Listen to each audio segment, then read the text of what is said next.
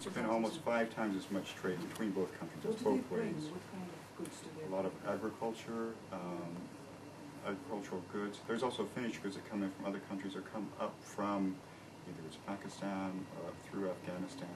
So it's a number of things. It may be something that's extremely local, whether it's goods going from one side of the border to the other, just to the province from one to the next. One thing I heard about recently, which was very encouraging, was I was talking to an official from the World Bank who was here.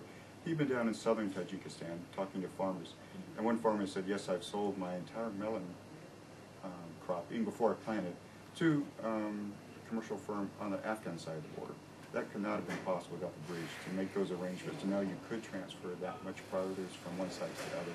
So it's helped at all levels, not just people trying to ship things through the countries, but actually local farmers, others on both sides of the border, now have the opportunity to get their goods across easily and quickly.